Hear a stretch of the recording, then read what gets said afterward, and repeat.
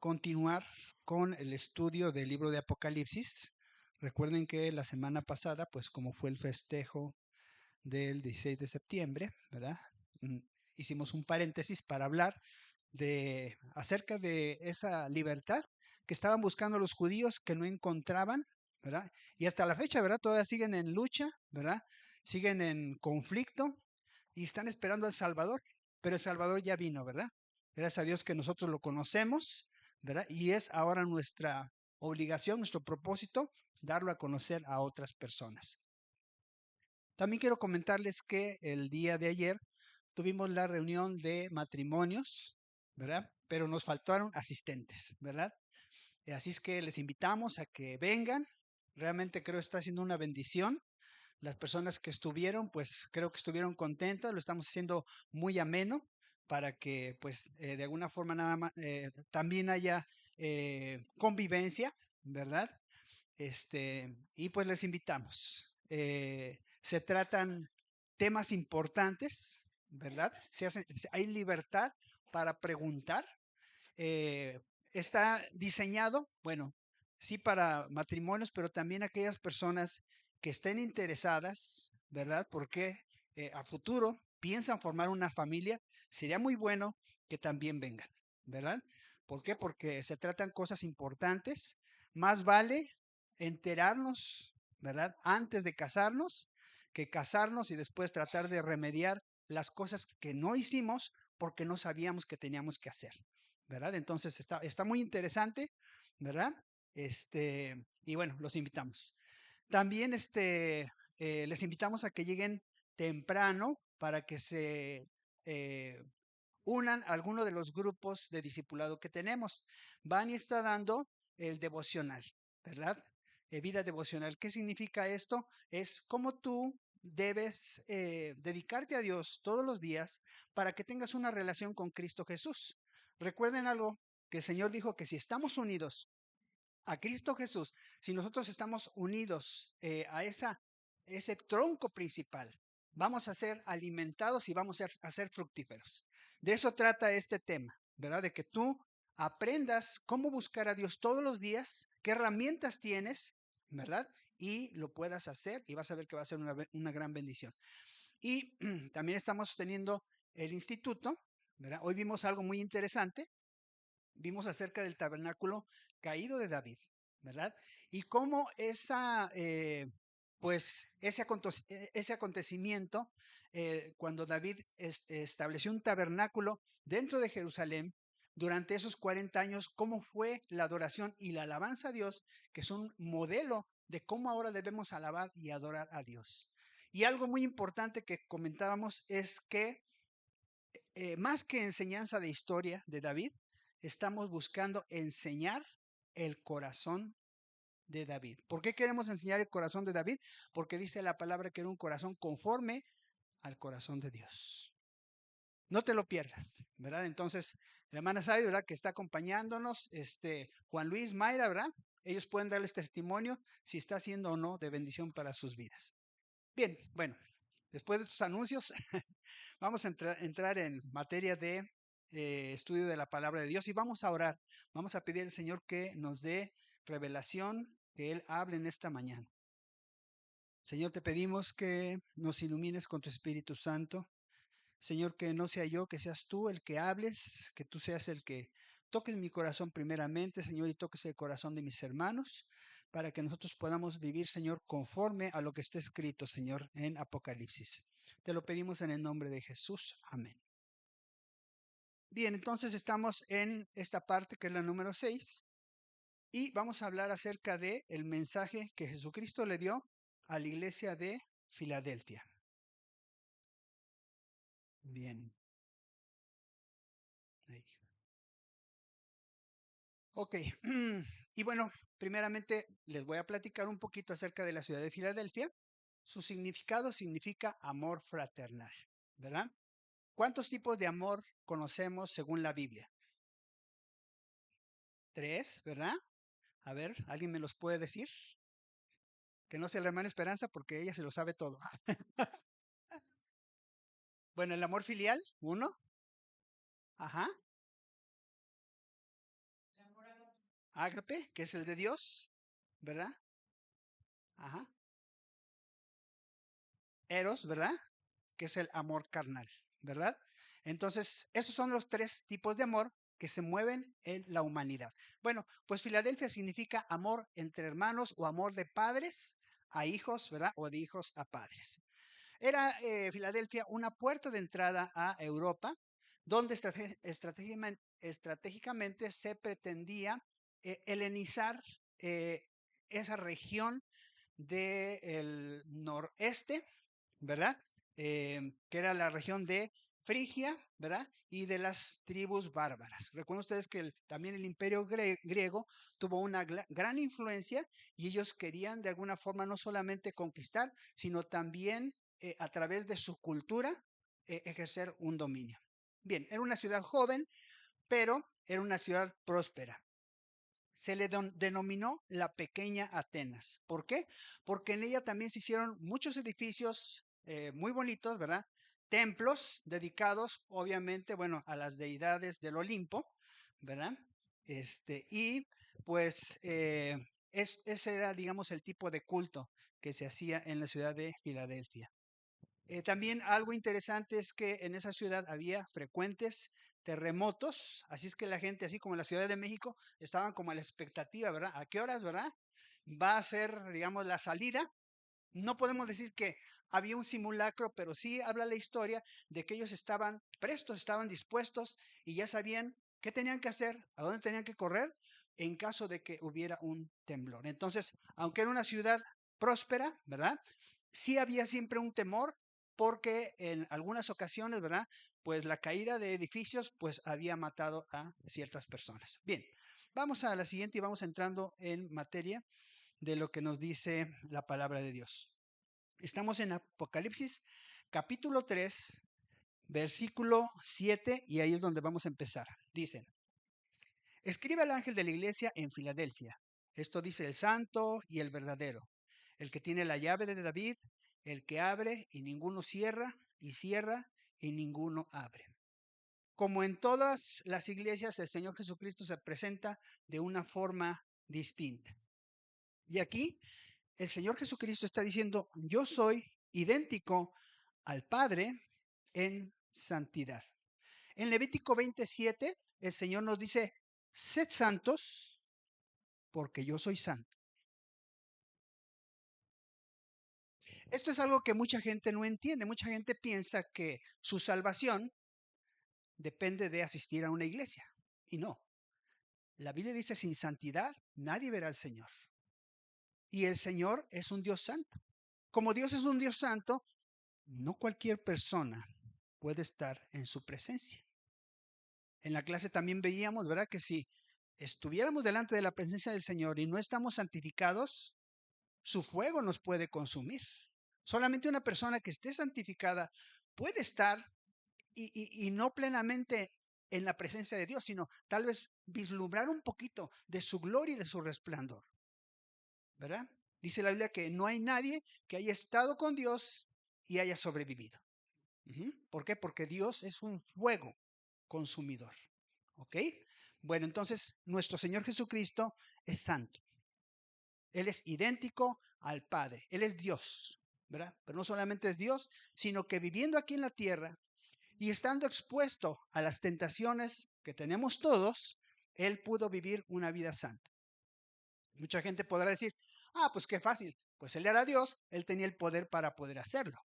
No, quiero decirles que dice la palabra que Él mismo tuvo las mismas necesidades, las mismas tentaciones con la intensidad que nosotros las tenemos. Pero Él se abstuvo de pecar. Él nos dio un ejemplo para decirnos, ¿verdad? Esto es mío, ¿verdad? Pero sí se puede. Sí se puede que tú puedas vencer el pecado. Sí se puede que puedas dejar el vicio. Sí se puede que puedas dejar aquello que te está dañando. ¿Por qué? Porque yo lo hice, ¿verdad? No son palabras de Jesús, pero ese es su mensaje. Si yo vine a vivir en este mundo y yo demostré que se puede vivir en santidad, tú puedes, porque el mismo Espíritu Santo que está en mí, está en ti. Bien, Jesús representa la verdad de Dios. Nos dice en Juan 1:14, ¿verdad? Perdón, sí, vamos a leerlo. Juan 1:14, una persona que me apoye y otra persona que me lea, por favor, Juan 14:6.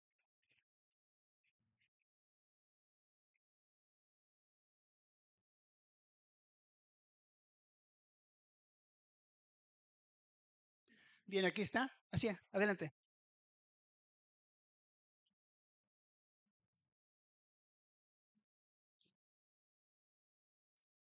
Gracias, ¿verdad? Entonces, ahí dice, ¿verdad? Aquel verbo fue hecho carne, habitó entre nosotros y vimos su gloria, gloria como el unigénito.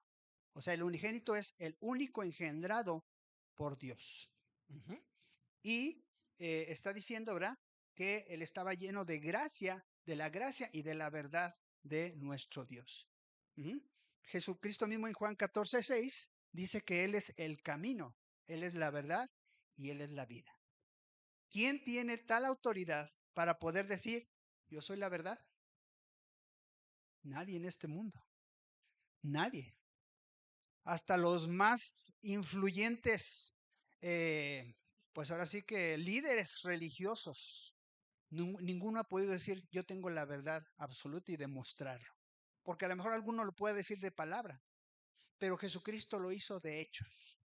¿Cómo? Resucitando en la cruz, resucitando de la sepultura, muriendo en la cruz, transformando la vida de sus seguidores, enviando su poder, sanando, haciendo milagros y que también aquellos que eran sus seguidores pudieran hacer lo mismo. Si él fuera mentiroso, si él fuera falso, lo que él dijo no se cumpliría. Pero aún las profecías que él dio se están cumpliendo en la actualidad, ¿verdad? Y esto que estamos leyendo es una profecía también. Apocalipsis es una profecía que recibió Juan, ¿verdad? Y el Señor Jesucristo también habla, como lo estamos viendo. Bien, fíjense que hay un personaje llamado Eliakim. Este personaje fue constituido administrador de los bienes del rey Ezequías. Él era un hombre fiel y piadoso. Él es un tipo de Cristo, pues Cristo administra los bienes del Padre y ahora la casa de Dios, la casa del Padre, es su casa. Lo que antes era el tabernáculo, lo que antes era la congregación de Israel, ¿verdad? Aunque todavía existe por lo menos la congregación de Israel, pero ahora la iglesia es la casa de Dios. Ahora la iglesia es la habitación de Dios, ¿verdad? Entonces ahora Jesucristo es administrador de su propia casa, ¿verdad? Él tiene la llave, por eso dice aquí, él tiene la llave de David, ¿verdad? Porque en este pasaje eh, habla acerca de que Eliakim, ¿verdad? Fue constituido y él tenía la llave del tesoro para poder abrir y cerrar. Él tenía la autoridad para administrar. Lo mismo sucede con nuestro Señor Jesucristo. Él abre y Él cierra. Cuando Él abre, nadie puede cerrar. Cuando Él cierra, nadie puede abrir. ¿Verdad? Bien. Vamos a la siguiente.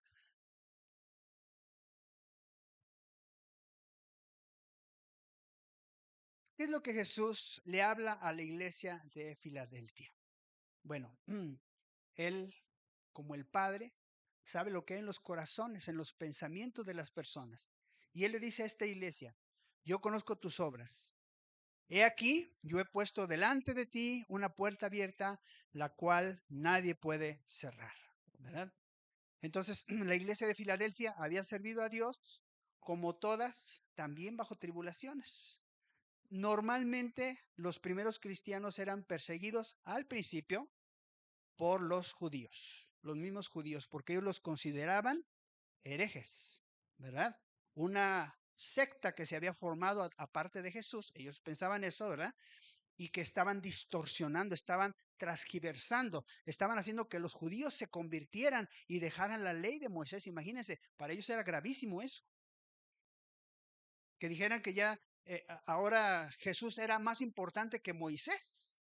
Eso era una herejía completa para ellos, ¿verdad? Entonces, los principales ataques y los primeros ataques vinieron de los judíos para con los cristianos. Después los romanos, ¿verdad? Pues ya se aunaron a todo esto, ¿verdad?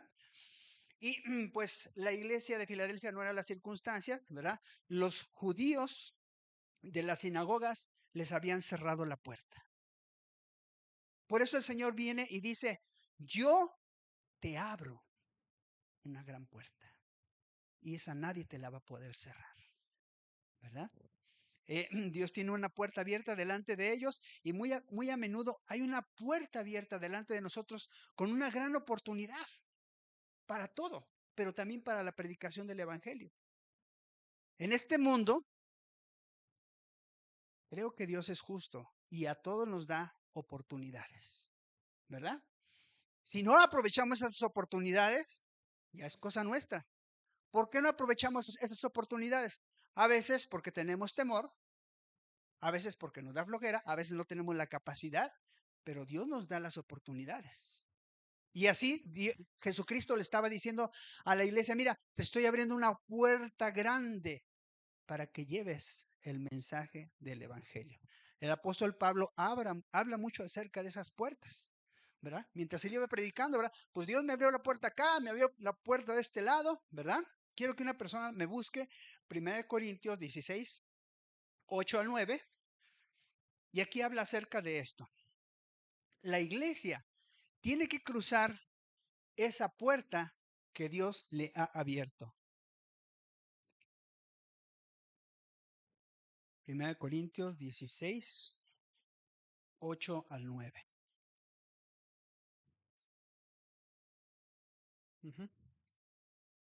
1 Corintios 16, 8 al 9.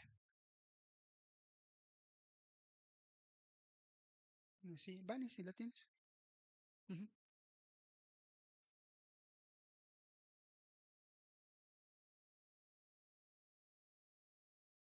Gloria a Dios. Entonces el apóstol Pablo está diciendo, estoy aquí en Éfeso y estoy aquí porque Dios me abrió una puerta grande. Pero no es fácil. Tengo adversarios. Hay situaciones, pero la puerta está abierta, no se va a cerrar. Así es que me voy a quedar aquí, ¿verdad? Porque hay trabajo que hacer. Éfeso fue una iglesia muy fuerte, muy poderosa, ¿verdad? Y usted, vean el libro de Efesios, ¿verdad? Tiene una doctrina tremendísima, ¿verdad? Una doctrina que nos mueve el tapete, por decirlo así. De veras, es un cimiento muy fuerte lo que el apóstol Pablo dejó escrito en ese libro, ¿verdad? Imagínense, así de sólida era la iglesia de Éfeso. Bueno, Dios abrió esa puerta para que ahí se predicara el evangelio como en muchos otros lugares más. Bien, vamos a la siguiente. Versículo 3, capítulo 3, versículo 8, pero la parte B, dice, porque aunque tienes poca fuerza, has guardado mi palabra y no has negado mi nombre. Dios, Jesucristo, a todas las iglesias les dio una reprensión. ¿Qué es una reprensión? Mira, si vas por el camino, pero te estás desviando un poquito en esto, en aquello, en lo otro. Hemos visto en clases anteriores, por ejemplo, que en la iglesia de Teatira, que también corresponde al periodo medieval, le está diciendo, ten cuidado porque a esa mujer, Jezabel, ahora ya la tienes como parte de la iglesia y ella está enseñando a mis hijos a fornicar, a comer de las cosas sacrificadas a los ídolos. Y vemos que en la época medieval el cristianismo se mezcló con la idolatría. Aquí tenemos imágenes, no tenemos imágenes. ¿Por qué? Porque las imágenes son idolatría. Pero en la época medieval se llenó la iglesia. Y el culto, en vez de ser a Dios, entonces se dirigió hacia las personas, hacia los santos que están en los cielos. ¿Verdad? Una desviación sutil, pero a final de cuentas una abominación delante de Dios. Dice el mandato, ¿verdad? No tendrás dioses ajenos delante de mí. No te harás imagen ni ninguna semejanza de lo que esté arriba en el cielo, ni abajo en la tierra, ni en las aguas debajo de la tierra. No te inclinarás a ellas, ni las honrarás, porque yo soy Jehová tu Dios. ¿Verdad? Dios le dijo eso, Jesucristo le dijo eso a la iglesia de Teatira, una reprensión. ¿Verdad? Después veíamos en la clase anterior, ¿verdad? Que Jesucristo reprende a la iglesia de Sardis, ¿verdad? Le dice que tiene cosas que están para morir, que las reavive. ¿Y qué periodo estábamos hablando? De la Reforma. Cuando esa iglesia que estaba muerta, de pronto Dios ilumina a un hombre, Jesucristo ilumina a un hombre llamado Lutero, que viene a reformar a la iglesia. Pero él tuvo que pasar un proceso, tuvo que pasar un quebrantamiento, tuvo que tener una iluminación de la palabra de Dios para sacar sus 95 tesis y clavarlas. Y de esa forma revelarse, aunque su intención al principio no era revelarse, él lo que quería es dar a conocer lo que él ahora estaba entendiendo de la palabra de Dios, ¿verdad? Bien, pues ahora en este tiempo, en Filadelfia, el Señor no trae ninguna reprensión para esta iglesia. ¿Por qué? Bueno, podemos entender que la perfección de esta iglesia estaba en su dependencia de Cristo. ¿Tú eres débil? Yo soy débil. ¿Tenemos incompetencias? Sí las tenemos. No estamos conformes, ¿verdad? Porque nos queremos preparar cada vez más. ¿Tenemos luchas? Claro. ¿Tenemos fallas? También. Filadelfia es una iglesia que se presenta como tal ante el Señor Jesucristo, pero pidiendo ayuda. Dice, ¿tienes poca fuerza? Has guardado mi palabra, no has negado mi nombre. Miren, poca fuerza no implica debilidad, sino implica, ¿verdad?, una fuerza real, pero esa fuerza real viene de parte del Señor. Tu fortaleza muchas veces no está en que tú digas soy fuerte y ya domino todo. No, sino tu fortaleza es que está en que en tus debilidades tú recurres a Dios. Tú recurres a Cristo Jesús y Él te da la capacidad, te da la sabiduría, te da el amor, te da el poder para hacer las cosas. ¿Cómo nos superamos? No nacimos sabiendo las cosas o siendo perfectos o maestros en las disciplinas que tenemos que enfrentar. Pero si nosotros tenemos temor de Dios y en nuestras incapacidades y problemas recurrimos a Él, Él se va a glorificar. ¿Qué decía el apóstol Pablo? Más bien me gloriaré en mis debilidades. Y vaya que el apóstol Pablo era una eminencia en la palabra de Dios. Y Dios lo usaba con poder haciendo milagros portentosos. Muchos, muchos. Y entonces el apóstol Pablo, en vez de gloriarse y decir, ay, esos otros que están diciendo, llamando apóstoles, a ver, que se comparen conmigo. No, él decía, más bien me voy a gloriar en mis debilidades. Porque cuando soy débil, entonces soy fuerte. ¿Qué debilidades tenía el apóstol Pablo? Pues una que le puso el Señor, ¿verdad? Dicen que él posiblemente era débil de la vista. Perdón, el aguijón de la carne, ¿verdad? Dice en una porción, cuando ustedes me conocieron, hasta querían sacarse sus propios ojos para dármelos. Entonces quiere decir que tenía un problema de vista. Pero él, eso no le afectó. A lo mejor alguien, ¿verdad?, que anduviera por aquí y dijera, ay, pastor, es que yo no puedo predicar el evangelio porque veo borroso. Yo si me quito los lentes veo borroso, ¿verdad? Pero seguramente el apóstol Pablo tenía un problema más severo. Es más, posiblemente el aspecto de su cara no era tan agradable. ¿Por qué? Porque había un aguijón que Dios le había puesto y él mismo lo dice, ese aguijón me lo puso Dios para que no me enorgullezca, me llene de soberbia, ¿verdad? Entonces nuestra fuerza, amados hermanos, no está en nuestras capacidades naturales, sino en nuestras debilidades puestas en Dios. ¿Cuántos de aquí se conectan a la oración? ¿O cuántos vienen a la oración? ¿Dónde está nuestra fuerza? ¿Dónde está tu fuerza? Ahí está. Allí está. Entonces, tenemos que buscar esa unidad, tenemos que buscar el rostro de Dios. Yo sé que a lo mejor en tu casa lo haces, ¿verdad? Pero ¿qué dijo el Señor? Mi casa será llamada casa de oración, no tu casa. Digo, mi casa, mi casa. Bien, fíjense, tenemos dos personajes. Sansón, un hombre llamado por Dios, escogido desde antes de su nacimiento, y el ángel le dio más indicaciones que las que se dieron para el nacimiento de Jesús. Le dijo a sus padres cómo debía de ser la alimentación, ¿verdad? Y otros detalles, que tenía que ser nazareo, ¿verdad? Tenía que dejarse el cabello largo, ¿verdad? Porque era una forma de santificación desde antes de su nacimiento. El apóstol Pablo, ¿verdad? Que pues no tuvo ese apartamiento. Él simplemente pues era un eh, hombre religioso, un fariseo de fariseos, ¿verdad? Etcétera. Y Dios lo llamó, Jesús lo llamó. Uno confiaba en su fuerza y terminó derrotado. El otro decía, yo más bien me voy a gloriar en mis debilidades, y terminó exitoso. Entonces, no confiemos en nuestra fuerza. La iglesia era fiel, Filadelfia. Era fiel a Jesús y a su palabra. Tenían un pacto con Jesús, vivían de tal manera que eran fieles a su nombre, en la predicación de la palabra, y manifestaban su carácter. Dos cosas muy importantes.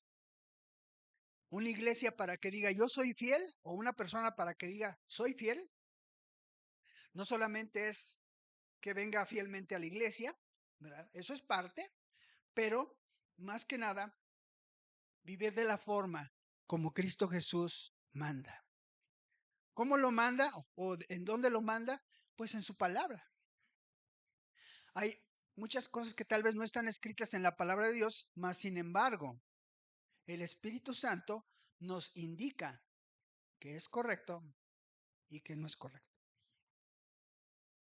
Ahí nunca vas a encontrar, ¿verdad? En la Biblia, que te diga, no veas ese programa, no veas esa película, no hagas esto otro. Pero sí el Espíritu Santo te va a estar hablando y me va a estar hablando a mí de que eso no me gusta. Eso te está robando espiritualidad. Eso te está robando tiempo, ¿verdad? Bien. Entonces, eso era una iglesia que, a pesar de las pruebas y tribulaciones, ellos seguían dando testimonio y vivían en dependencia de nuestro Señor Jesucristo, dando testimonio. Bien, vamos a la siguiente.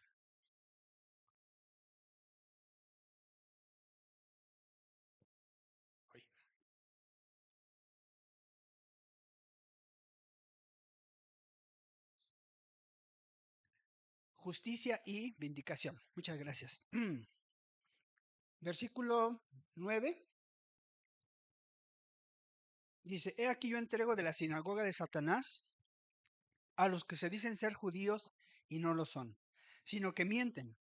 He aquí yo haré que vengan y se postren a tus pies y reconozcan que yo te he amado.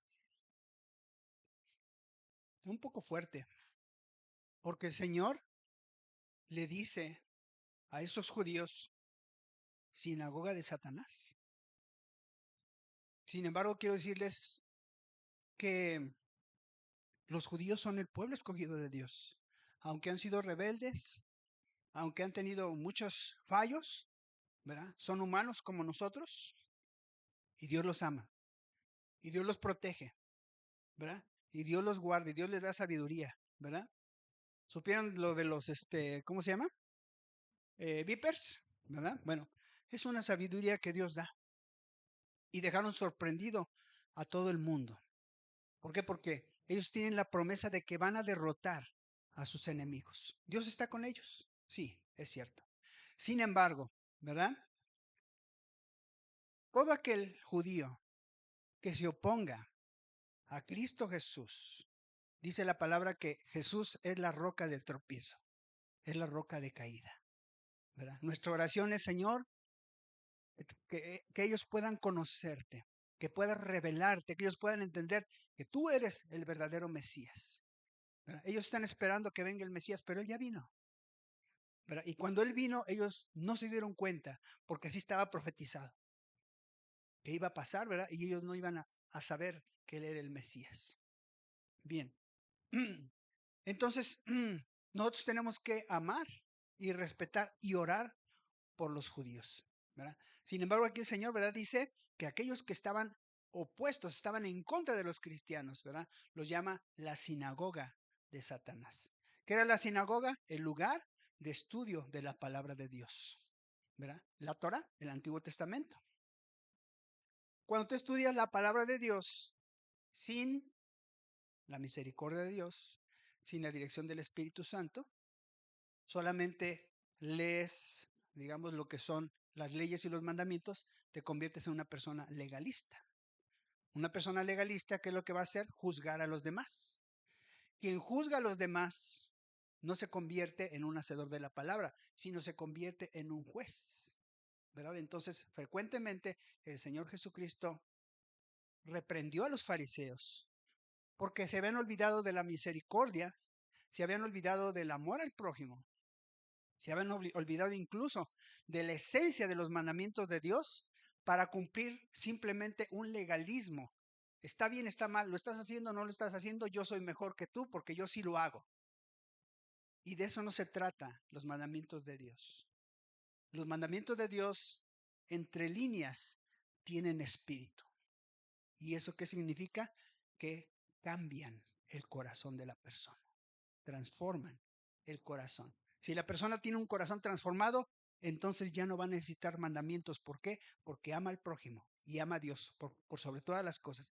Ama al prójimo y entonces automáticamente no va a robar, no va a adulterar, ¿verdad? No va a levantar falso testimonio, no va a adorar ídolos, porque el amor de Dios está en su corazón.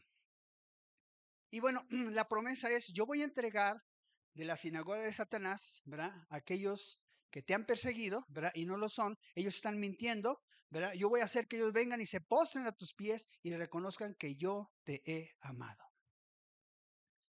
Bien, Jesús promete que Él vindicaría a su pueblo y que aseguraría de que sus perseguidores reconocerían que están mal y que Jesús y sus seguidores están en lo correcto. Aquí tengo dos citas. Me pueden apoyar con Romanos 10, 19 al 21 y Romanos 11 del 17 al 18. Justicia. Justicia es darle a cada uno lo que merece. A muchos cristianos no se les ha dado lo que merece. En vez de una recompensa, se les ha dado la muerte, se les ha dado martirio. Y aún en la actualidad hay muchas persecuciones aquí en México, especialmente en el sureste o en Oaxaca, ¿verdad? Personas que se levantan con una bandera religiosa y atacan a los creyentes verdaderos en Cristo. A ver qué nos dice Romanos 10, 19 al 21. Bien, dice, también digo, ¿no han conocido esto Israel? Primeramente Moisés dice, yo os provocaré a celos con un pueblo que no es pueblo, con un pueblo insensato os provocaré a ira. E Isaías dice resueltamente, fui hallado por los que no me buscaban, me manifesté a los que no preguntaban por mí. ¿Verdad? Y el siguiente dice, pero acerca de Israel dice, todo el día extendí mis manos a un pueblo rebelde y contradictor.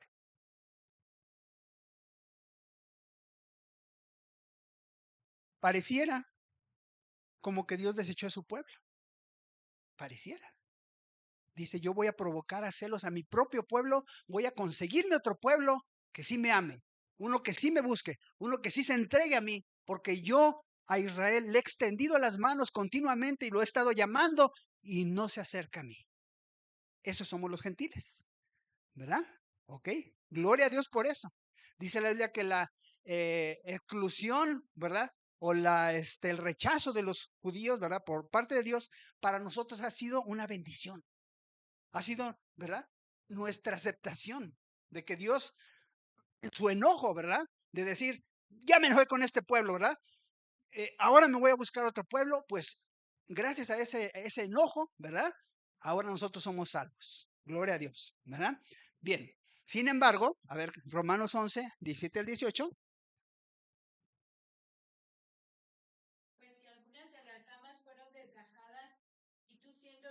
silvestre ha sido injertado en lugar de ellas y ha sido hecho participante de la raíz y de la rica savia del olivo. No te jactes contra las ramas, y si te jactas, sabe que no sustentas tú a la raíz, sino la raíz a ti. Gloria a Dios. Ahí les puse un injertito. Ah, no, esa no es, ¿verdad? Es la número 5. ¿Te puedes regresar, hijo? Ok, ¿verdad? Ahí van a ver cómo es el injerto del olivo. ¿Por qué se injerta una plantita? Para mejorarla. Así es, para mejorarla, ¿verdad?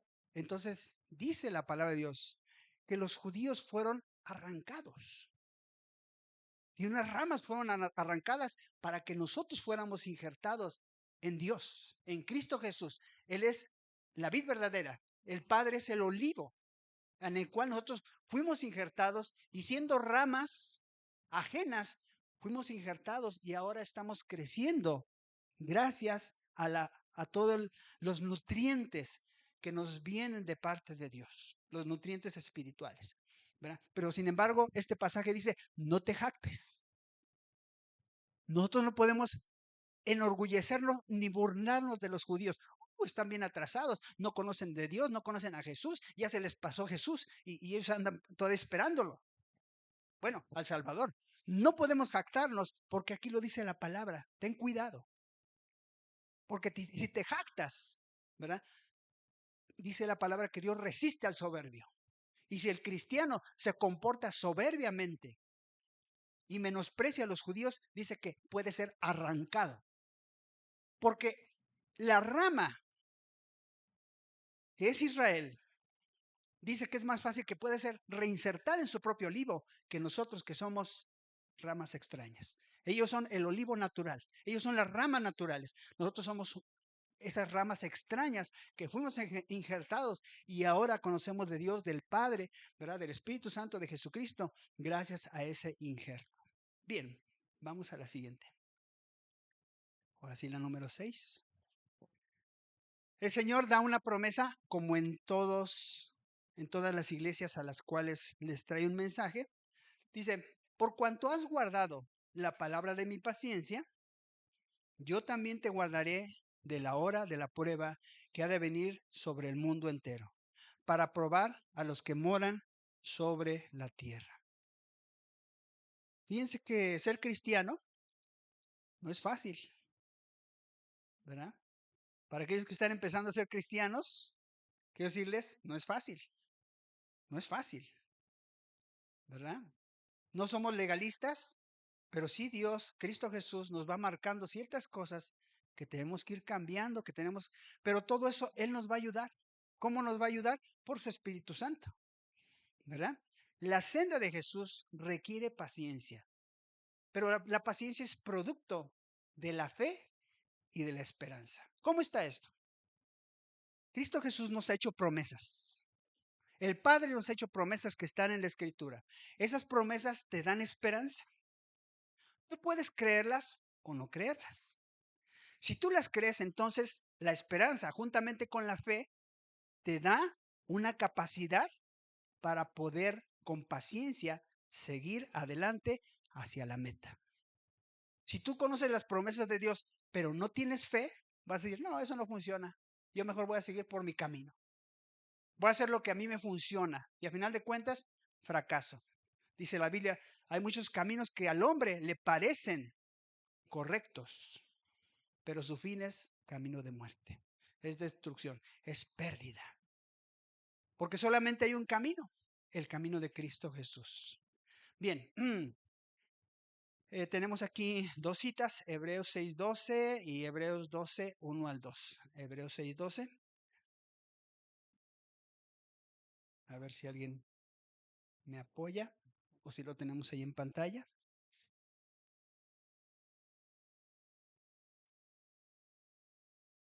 A fin de que no os hagáis perezosos, sino imitadores de aquellos que por la fe y la paciencia heredan las promesas. Ok, ¿verdad? Nos está confirmando, nos está diciendo más bien lo que acabo de mencionar, ¿verdad? Dice que no nos hagamos perezosos, sino imitadores de aquellos que por su fe y por su paciencia reciben las promesas.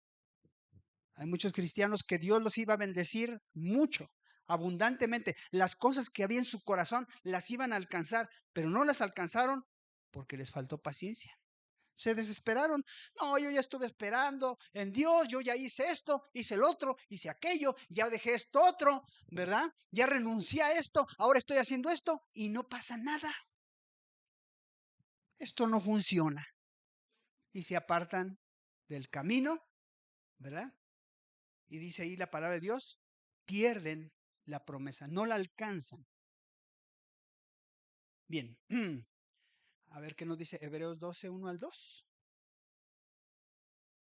Ok, gracias, ahí está. Por tanto, nosotros también teniendo en derredor nuestro tan grande nube de testigos, despojémonos de todo peso y del pecado que nos asedia y corramos con paciencia la carrera que tenemos por delante.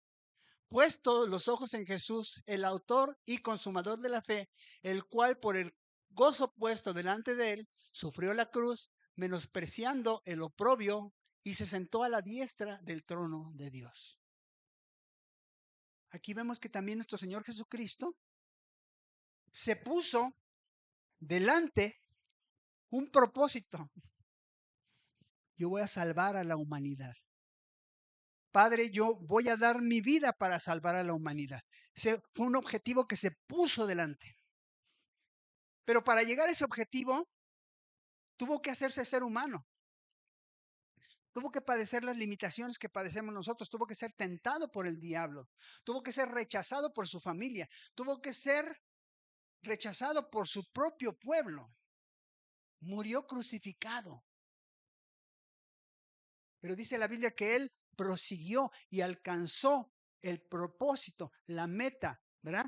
Porque nosotros también debemos correr con paciencia esa carrera imitando a Jesús.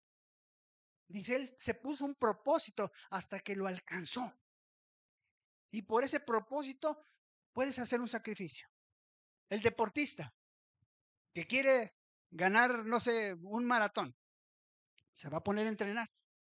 Tiene que comer una dieta especial, no puede comer cualquier cosa, ¿verdad? Y tiene que entrenar todos los días. Y disciplinar su mente, disciplinar su cuerpo. Lo mismo los cristianos. Para que podamos alcanzar esa meta, tenemos que disciplinarnos. ¿Cuáles son nuestras disciplinas? Leer la palabra de Dios, orar, ayunar, ¿verdad? Vivir en santidad, tener convivencia, comunión con los hermanos. Esas son nuestras disciplinas. Si las hacemos, vamos a llegar a la meta. Si hoy somos salvos, es porque Jesús miró nuestra nueva vida, que Él podía rescatarnos de la muerte y Él decidió hacer ese sacrificio para que ahora nosotros pudiéramos ser salvos. Si tú tienes un objetivo en la vida, vas a luchar por ello. Si no tienes objetivos en la vida, pues la vida nada más va a transcurrir.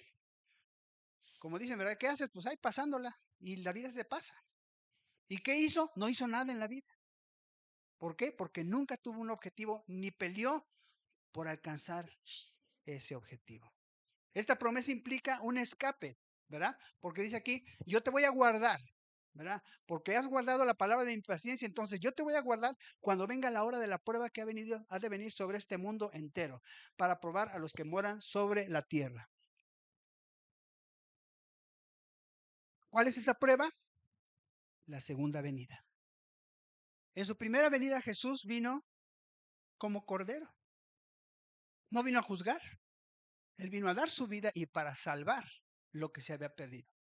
Pero en su segunda venida, Él vendrá para juzgar, ¿verdad?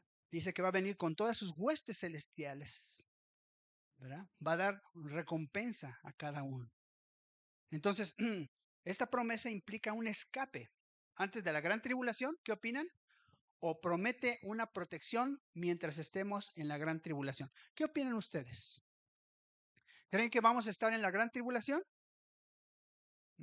Una parte tal vez, ¿verdad? Como quiera que sea, si el Señor nos rapta antes de la gran tribulación, o si pasamos parte de la tribulación, dice, yo te voy a guardar.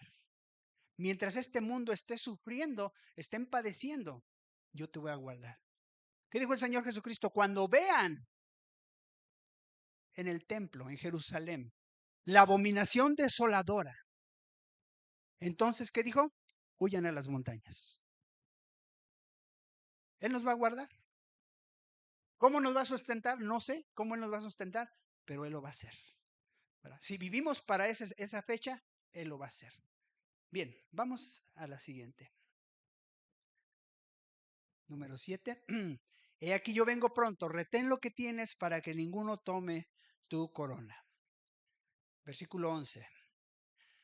¿Pronto qué significa? Pronto no significa, ¿verdad?, que va a ser ya. Significa que va a ser repentino, va a ser inesperado. No necesariamente va a ser inmediato. Algunas personas dicen, Jesús ya se tardó. Ya pasaron casi 2000 años y no ha venido. Yo creo que ni va a venir. No, puede venir en cualquier momento. Dice la Biblia que en un abrir y cerrar de ojos, Él puede venir. ¿Estás listo para su venida? ¿Estás listo? Bien. Y dice, retén lo que tienes. ¿Qué es lo que tenía la iglesia de Filadelfia? 3 cosas muy importantes. Dios le había dado una puerta abierta, una gran oportunidad para evangelizar. Aquí en México no nos persiguen por evangelizar, ¿verdad? Podemos repartir folletos, podemos hablarle a la gente, podemos pegar carteles, no hay problema. En Querétaro, ¿verdad? Tal vez en otras ciudades sí haya un poco más de problemas, ¿verdad? Como lo estábamos comentando. Pero aprovechemos la oportunidad, hermanos. Aprovechemos la oportunidad. Habrá un tiempo en el cual ya no podremos hacer. Número 2, tienes poca fuerza. ¿Es una ventaja? Sí, era una ventaja porque en Dios nuestra debilidad se convierte en fortaleza, ¿verdad? Ahora que mi suegra o mis suegros, ¿verdad?, ya están cansaditos, ¿verdad? No voy a decir viejitos, voy a decir que están cansaditos, ¿verdad? Pero ya les cuesta trabajo hacer cosas, ¿verdad? Pero sin embargo, en medio de su debilidad, yo sé que hay fuerza y que Dios los puede usar para cosas grandes todavía porque están en un momento de debilidad. Dice la Biblia que estarán vigorosos y fuertes, aún en su vejez, para anunciar que Jehová, mi Dios, es justo. Hay mucho, ¿verdad?, que todavía ellos hacen y ellos van a hacer, ¿verdad? Amén, primeramente Dios, así será. Dice la palabra, has guardado mi palabra. Fue otra promesa que Dios le dio a la iglesia de Filadelfia. Tú has guardado mi palabra. Eres fiel a Jesús. Debemos permanecer fieles. ¿Por qué? Porque este mundo, si hay algo que busca este mundo, es que seamos infieles. Así es. El mundo es infiel. El mundo no conoce la palabra fidelidad. ¿Por qué? Porque se hace según la corriente, ¿verdad? Dicen la gente, mejor ser camaleónico. ¿Qué significa ser camaleónico? Son rojos, soy rojo. Son amarillos, soy amarillo. Son de este partido, yo soy de. Son de este otro partido, también yo soy de ese. Que dicen que su sexo es este, pues yo soy. No, estos son de este otro, también. Y mucha gente piensa que el punto medio y no ser radical es lo mejor. Falso. Porque Dios dice, a los tibios yo los desecho. Dios es un Dios radical. Y a Él le gusta a la gente que es radical. No que es religiosa y que es ciega. Porque puede ser radical lleno de misericordia. Puede ser radical lleno de amor de Dios. No, puede ser radical, pero con el oído abierto para escuchar. Porque mucha gente piensa que el radical no escucha, que el radical está cerrado, que el radical no razona. No, sí razona, pero después de razonar y ver todos los caminos que hay en el mundo, dice, el camino de Jesús es el que funciona. Yo ya lo comprobé. Por eso te puedo decir con todas las palabras que este es el camino verdadero. Y es radical no porque está en una religión y ha leído la Biblia y se ha cegado, no, sino porque ya demostró en su propia vida que esto sí funciona. Amén. Has guardado mi palabra, ser fiel a Jesús. Dice, retén lo que tienes para que ninguno tome tu corona. La corona, ¿verdad? Jesús nos anima a que terminemos la carrera, ¿verdad? Lograr alguna de las 7 coronas. Algún día hablaremos, ¿verdad? O tal vez Vani hablará de esas 7 coronas, ¿verdad?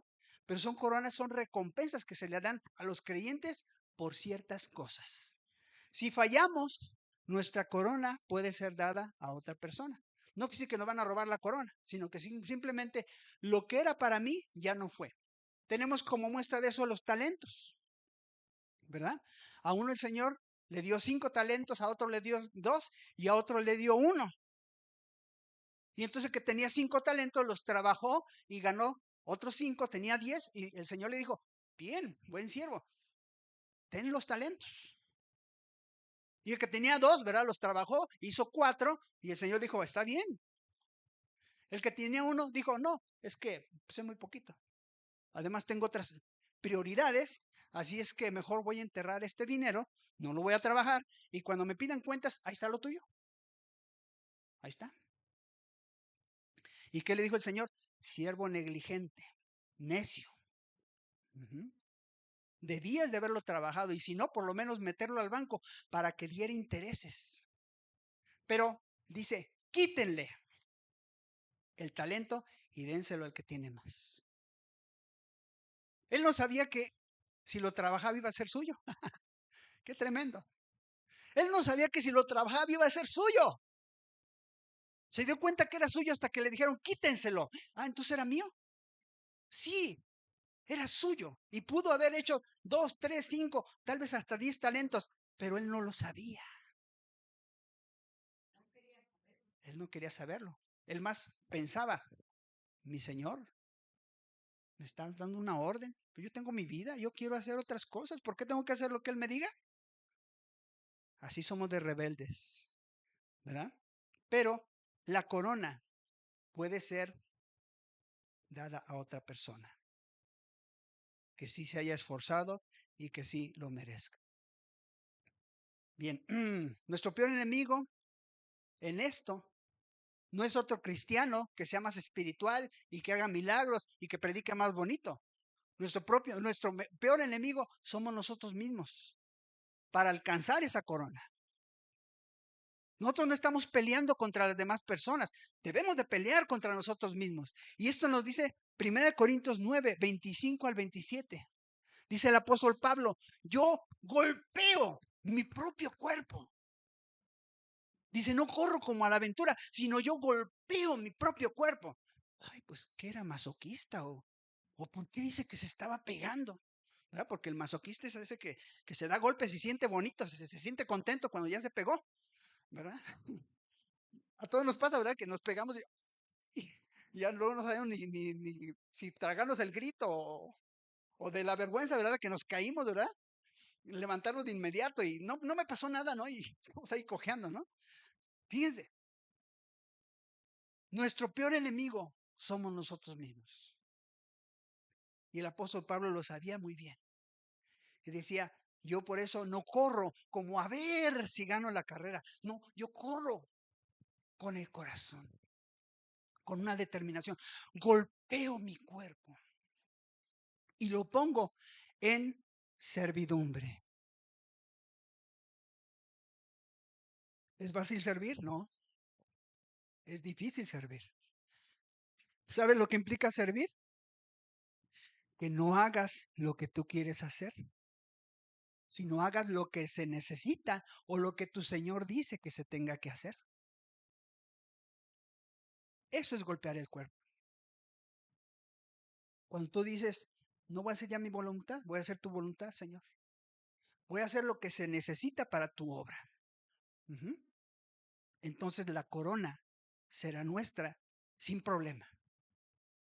Pero mientras nosotros estemos en el dilema, pues si sirvo a Dios o no sirvo a Dios, o será cierto, no será cierto, se te va a pasar la vida. Bien, me voy a apurar porque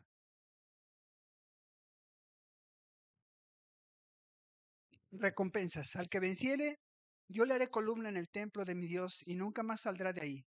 Y escribiré sobre él el nombre de mi Dios y el nombre de la ciudad de mi Dios, la nueva Jerusalén, la cual desciende del cielo de mi Dios y mi nombre nuevo. ¿Verdad? La columna que representa una fuerza, una estabilidad, una belleza, algo que está en el templo de Dios y que sustenta, ¿verdad? Aún en los terremotos, ¿verdad? Si ustedes se fijan, muchas de las ruinas, no está lo de arriba, pero está la columna, ¿verdad? ¿Por qué? Porque soportó, ¿verdad? Aún el sismo. Y dice la promesa, nunca más saldrá de ahí. ¿Por qué de esta promesa? Porque los de Filadelfia tenían que estar listos a ver a qué horas iba a ser el sismo para salir corriendo, a ver si no les caía una piedra o un edificio. Y el Señor dice, no, ahora van a estar tranquilos. Nunca tendrán que salir huyendo. El nombre de Dios, ¿verdad? Pertenece, ¿verdad? Significa tener el nombre de Dios o que Dios escriba su nombre en ti, es que tú perteneces a Dios. En donde se les dijo, ustedes no tienen Dios, ustedes no tienen derechos, ¿verdad? Dice la palabra, ahí se les llamará hijos del Dios viviente. A nosotros, que no éramos pueblo de Dios, dice que se va a escribir el nombre. Somos ciudadanos de la Nueva Jerusalén, ¿verdad? Es una marca de Dios imborrable. Mientras tal vez en el pasado se dijo, los gentiles no merecen, los samaritanos no merecen. Sin embargo, ahora Dios dice, yo voy a poner mi nombre, ¿verdad? Porque tú eres parte, tú eres mi Israel, tú eres mi nación, tú eres mi Jerusalén, ¿verdad? Mi nombre nuevo, ¿verdad? Este es un título que no conocemos. En la segunda venida del Señor Jesucristo, Él va a tener un nombre nuevo que Él va a dar a conocer. Y Él lo va a escribir, ¿verdad? Sobre nuestra frente, diciendo, tú eres mío. Ese nombre nuevo, ¿qué significa? Cuando le dan un sobrenombre a una persona, ¿verdad? O más bien un nombre nuevo, significa un nombre de mayor gloria. Es un ascenso, es un reconocimiento, ¿verdad? Es identidad. Al Señor Jesucristo, Él tiene muchos nombres, tiene títulos, ¿verdad? Dice la palabra admirable, consejero, Dios fuerte, Padre eterno, príncipe de paz. Pero hay un nombre que todavía no recibe y todavía no lo tenemos, ¿verdad? Pero Él lo va a dar a conocer. Este es mi nombre nuevo. Gloria a Dios. Bien. Y estamos terminando.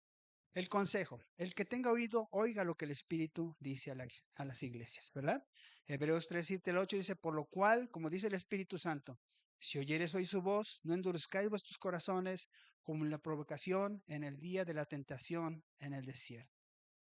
El Señor nos dice que tenemos que escucharle, ¿verdad? Siguiente, Filadelfia, ¿verdad? Nada más hago una recapitulación.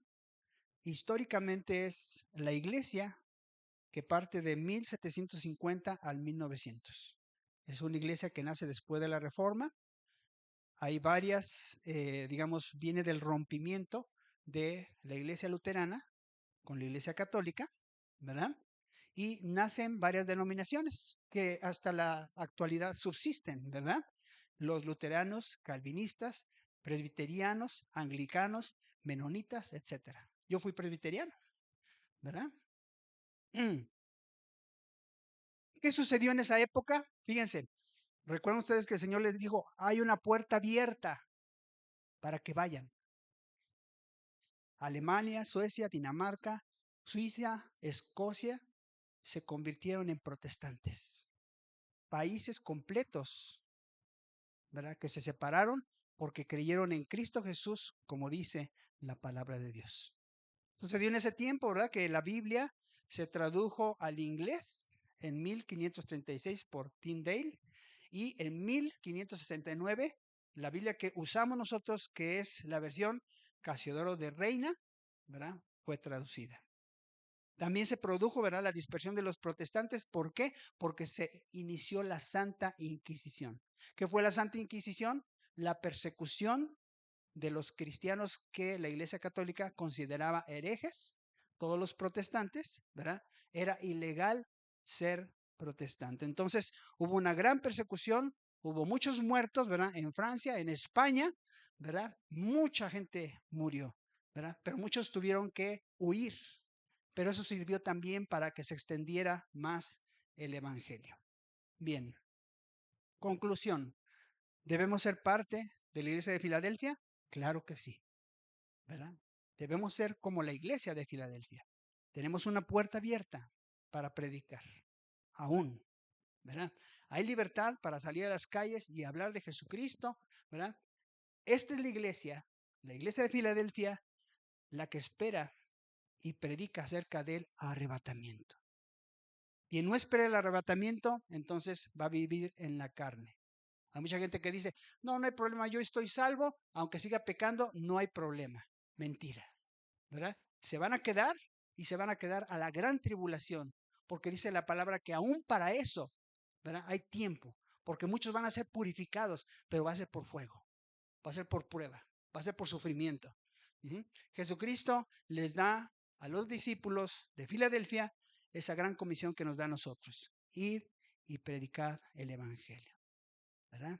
Bautícenlos, hagan milagros, ¿verdad? Esa es la comisión que tenemos nosotros. Les invito a que nos pongamos de pie y vamos a dar gracias a Dios por su palabra, por este mensaje dado a la iglesia de Filadelfia, que fue una iglesia que no tuvo reprensión, porque aunque no era perfecta, dependía del Señor. Señor, te damos gracias por esta enseñanza, gracias Señor porque tú hablaste a la iglesia de Filadelfia y vemos que fue una iglesia que durante 400 años, Señor, predicó históricamente, Señor, el Evangelio y se extendió, Señor, a gran parte del mundo. Y fue también en ese tiempo cuando el Evangelio llegó a México. Te damos gracias, Señor, por los misioneros ingleses, norteamericanos, que llegaron, Señor, a este país y por los cuales, Señor, ahora nosotros hemos conocido también del Evangelio. Gracias te damos, Señor.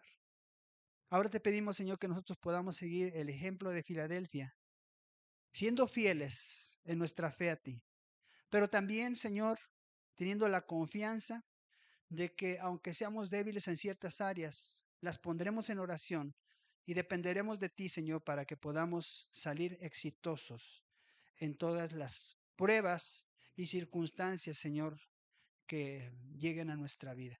Poniendo, Señor, como dice tu palabra, nuestros ojos en el galardón, en Jesús. Señor, siguiendo su ejemplo para que podamos alcanzar esa meta. Te damos gracias, Señor, por tu palabra y oramos en el nombre de Jesús. Amén. Gloria a Dios. Dios les bendiga. Pueden sentarse un momentito. No sé si tenemos anuncios. No tenemos. ¿Ya lo dije? Bueno, ok. Bueno, entonces vamos a despedirnos, perdón. Así permanecemos de pie.